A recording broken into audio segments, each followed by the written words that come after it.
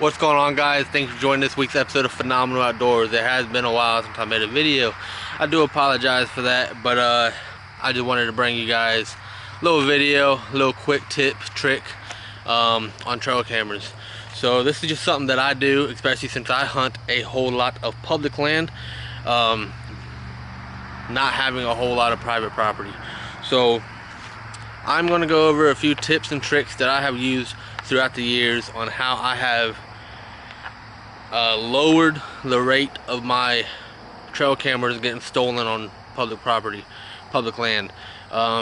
Unfortunately, there's a lot of people out there that aren't honest and that don't do right, don't follow the rules while deer hunting. And if they see your camera or even your tree stand and it's not locked and secured, they're going to take it. It sucks when you walk into the woods after a long time of not being in that area and you see that your camera is gone. Not only is that money that you have wasted, that is intel and information on that area that you were planning to hunt gone. You are never getting that back. I have had quite a bit of cameras stolen throughout the years, and when I started doing all the things I'm about to go over, I don't really get them stolen anymore, mainly because people can't reach them. So I'm going to go over how to camouflage your cameras as best as you can, and tips and tricks on how to make it unlikely for people to see your cameras. And if they do see your cameras, they're not going to go through the effort of getting it. So I'm just behind the house right now. As you can see, I have a telephone pole mimicking a tree. We don't have a whole lot of trees in the yard, so just bear with me, but you're going to get the idea. So one thing I like to do, and as you can see, I put the trail cameras up high. Now, just for video purposes, I did not use climbing sticks to actually put it up high, but it's higher than it would be if it was on private property. Private property, I do about belly button height. I'm a bigger dude, so you know I do about belly button, waist height. Public land, I use climbing sticks, preferably one, maybe even two climbing sticks. Go up, set the trail camera up high, and then I use a stick to put behind, and I'll show you up close in a minute. And I angle the camera down, and it gets the whole area. Most likely people are going to be, if there's people in the area, they're going to be walking right underneath your camera. And even if they do see your camera, I doubt, it hasn't happened to me, so I doubt nobody's going to use climbing sticks just to get up there and steal your camera. Another thing I like to do is camouflage my cameras. So for video purposes, I'm not going to do it because all my camouflage cameras are already out in the field. But this camera is brown. It's just a Muddy Manifest camera. I've done a review on these cameras if you'd like to go check it out. But I like to take camo wrapping tape, not camo duct tape. Camo duct tape will work, but it tends to peel. The white on the back of the tape tends to show, and when you take it off, your camera is just super sticky. It's hard to clean up, so I prefer not to use duct tape, but camo wrapping tape. And what I mean by that is, you can look it up on Amazon. It's just camo wrapping tape. It's what hunters use to camouflage their video cameras. It's just like a wrap that goes around your cameras. It's camouflage, it sticks, and when you peel it off, it's not a sticky residue all over your camera.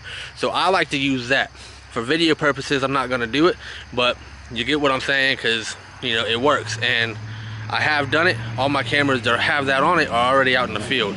So I prefer to do that depending on the tree that my camera is on. Obviously, if I was really putting it on a telephone pole, I wouldn't really camouflage it, because if it's camouflaged on a telephone pole, it's going to stand out to the naked eye. So kind of go off of what tree you're putting it on, and you know, go from there. Some cameras come camouflage, and if that's the case, you don't have to worry about it. Some cameras come black, some cameras come gray, some cameras come brown. So if you have a telephone pole or a tree, you know, all you have is a black camera, I would prefer, you know, camouflaging it to the best of your knowledge, the best as you can, to make it less likely to see to the naked eye. Okay, number three, I think it's number three, cellular cameras. Cellular cameras these days, most of them are trackable, meaning if somebody does take your camera, you got the location of your camera on your phone. Okay, another thing is, one, it's nice that the cameras send the pictures or videos straight to your phone, and you don't always have to go to public land and check your cameras. Okay, so I like that. I'm getting pictures and videos sent to me on a piece of property that if I did go there just to check my camera, I'd have to walk miles. I like hunting public land because the reason we hunt public land is to find them big open areas that nobody's gonna make the effort to walk to, and we kill big bucks. So cellular cameras, one, they send them straight to your phone. Two, most of them are trackable, not all. And three, a lot of people that I've seen tend to be scared when they see a cellular camera. If they're thinking about stealing it, in their mind they're probably thinking, the camera's already took a picture of me, it's already sent me to the owner of the camera, they've already got my face, they've already seen me, I'm just gonna walk away. I have had pictures sent to me where it looks like somebody is literally walking up to my camera, notices there's an antenna, and just turns around and walks away. So I think having cellular cameras, even if they're not trackable, is better than having just a regular SD card camera, because when they see the antenna, they tend to just kind of walk away. Okay, there's no way you can tell that this is trackable or not trackable just by looking at it, unless you're a big trail camera freak and you can tell just by the name of it. So let's go over it real quick. There's a few more tips, but I prefer setting it up high. I mean higher than that. If you can use, especially if you're a saddle hunter and you're carrying, you know, a stack of climbing sticks in the woods with you, use 1, maybe 2 climbing sticks, get up about 8, maybe even 10 feet, and just angle your camera down.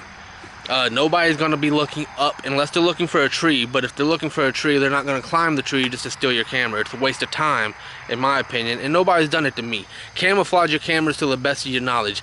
I prefer camo wrapping tape, but not camo duct tape. Camo duct tape will work, but when the time comes and it gets old, it's gonna start peeling. The white on the back of the tape's gonna start showing. It's gonna be less camouflage, and then when you do finally want to take that duct tape off, it's gonna leave a messy residue mess, and it's not gonna ruin your camera, but your camera's just gonna be a sticky mess, and personally, I prefer not to deal with it. So camouflage your cameras, put your cameras up high, and cellular cameras. These cellular cameras, I've done a review on them. They're not very expensive.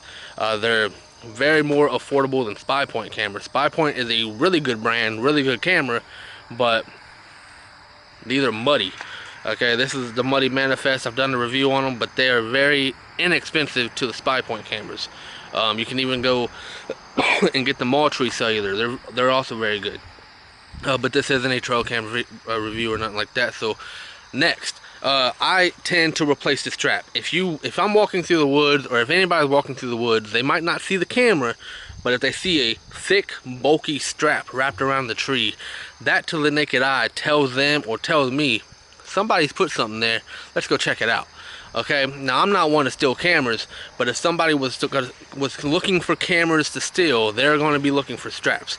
So I tend to replace the strap, and I will show you in a second, with either camouflage paracord, sometimes black paracord, excuse me, or leather rope.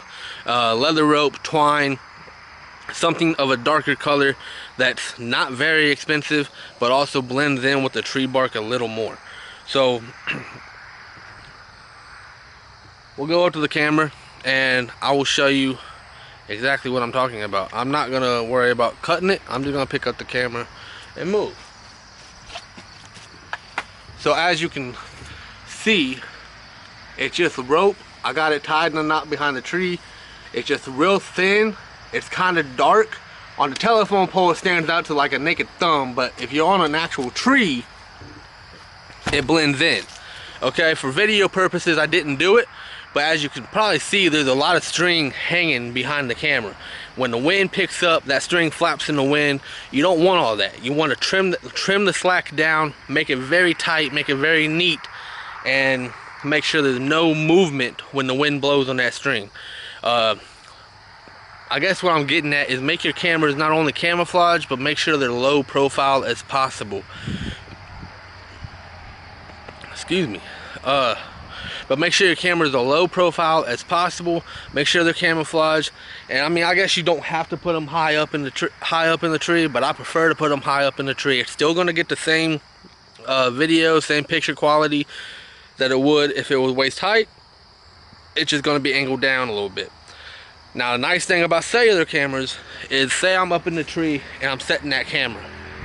I don't have to get down from the tree and walk in front of it and act like I'm a deer to make sure it's angled correctly, make sure it's, you know, field of view correctly. I can be up there setting that camera and check the angle of it directly on my phone.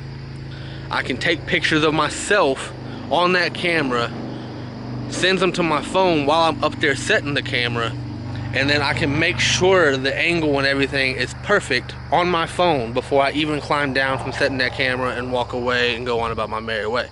So I prefer cellular cameras. They're less likely to get stolen, and if you're like me, you don't want to go check them every day or every week, every month, whatever you do. I have cameras set up on property that is about 3 hours away from me. Okay, I don't live in Ohio anymore, as you guys know. If you're new to my channel, you probably don't even care, but a lot of my day ones have known that I live in Ohio. I don't live in Ohio anymore. A lot of my cameras are still set in Ohio, and a lot of the public property I hunt is on the edge of Ohio. So I have cameras set 3 to 4 hours away from me. I don't want to go check those all the time. I just get the images sent straight to my phone. I have not had one come up stolen in a very long time since I've started doing this stuff, and I just figured I would make a quick video to show you guys that do hunt public land, tips and tricks on what to do. Obviously, a lot of you guys probably already know this. It's kind of common sense, but for the new hunters out there, I figured I'd share it. Set your cameras as high as possible. Make sure they're not too high, because if they're too high, they're still not going to get no quality, no images and none of that stuff.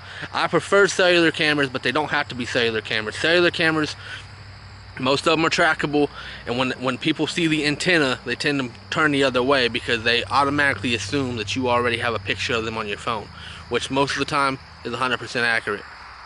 Camouflage your cameras. If they're not already camouflaged, do something to make them camouflage. I've even taken leaves off of trees and stuck them on my camera, you know, wedged them in behind the camera. You know, sometimes I would get images of the wind blowing the leaves that I put there, but it helps camouflage my camera. So I've done literally anything and everything I can think of to make sure nobody steals my cameras. One, I spent money on them, and two, it just, people shouldn't do it anyway, but unfortunately they do. So camouflage your cameras, cellular cameras, put your cameras up high, and if you can, replace the rope, replace the strap with a thin piece of rope that's still gonna hold. It doesn't have to have a buckle behind it, just tie a few knots in it and it's gonna be good. Okay, for video purposes, I didn't go all out and about, but I wanted to give you guys the idea of what I do, and hopefully it can help you guys too. That's pretty much the end of this video. I hope you guys enjoy it. I hope you guys learned something, and I hope everybody out there is having an amazing start to their deer season. And yeah, stay tuned for new videos in the future. As always, thank you for joining Phenomenal Outdoors.